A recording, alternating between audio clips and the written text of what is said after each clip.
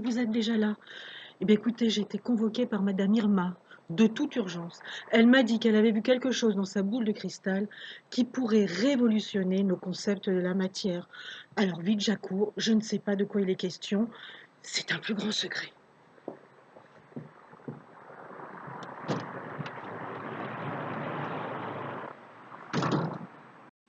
Ah, bonjour Valérie et bienvenue. Merci d'avoir répondu si rapidement à mon appel. Regarde, j'ai préparé ma boule pour pouvoir rentrer en contact avec la connaissance.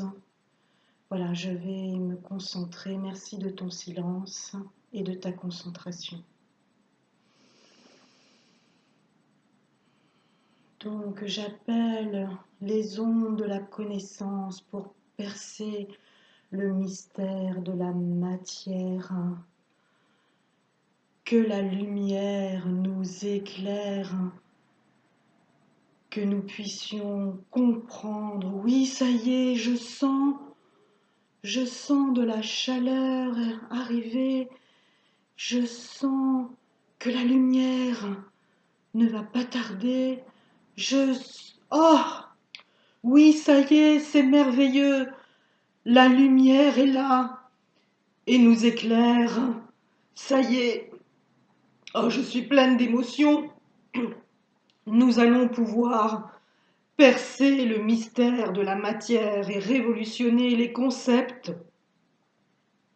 Nous entrons dans le monde magique et magnifique de la science quantique.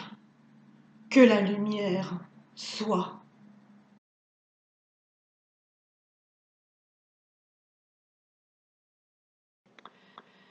L'expérience dont il est question remonte au XVIIe siècle, entre Isaac Newton et Christian Huygens, car tous les deux se penchaient sur la composition de la lumière. Pour Isaac Newton, la lumière était constituée de particules, alors que pour Christian Huygens, la lumière était une onde.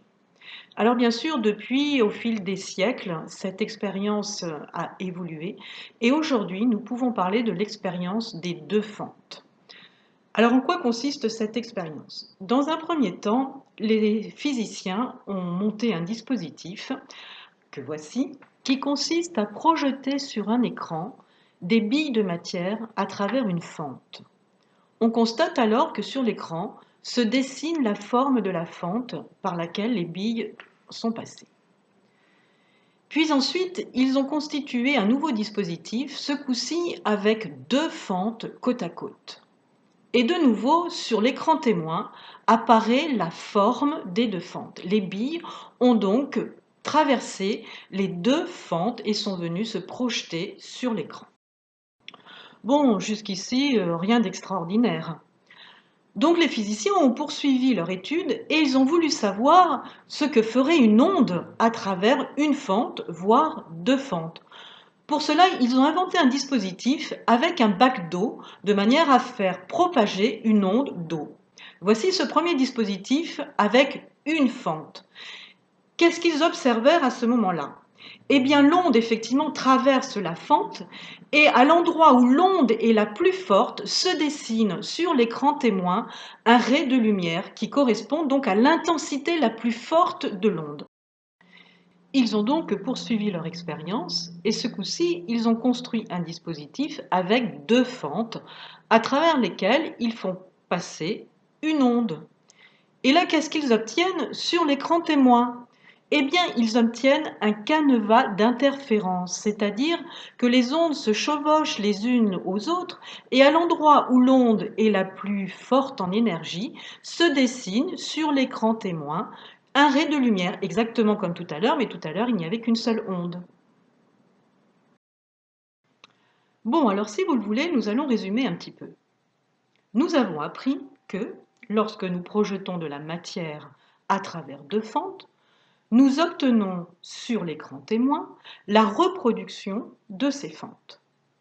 En revanche, lorsque nous projetons une onde à travers deux fentes, nous obtenons sur l'écran témoin un canevas d'interférence. Mais alors maintenant, qu'en est-il de la particule? Eh bien, les scientifiques ont monté un dispositif avec un canon à électrons et ils ont donc projeté un faisceau d'électrons à travers une fente sur un écran. Et là, ils ont obtenu ceci, à savoir la reproduction de la fente. Et puis, en prenant le dispositif avec les deux fentes, voici ce qu'il est apparu sur l'écran. Incroyable! Un canevas d'interférences. Mais que s'est-il passé? Le canon à électrons a produit de la matière et elle est projetée sous forme d'onde. Que s'est-il passé?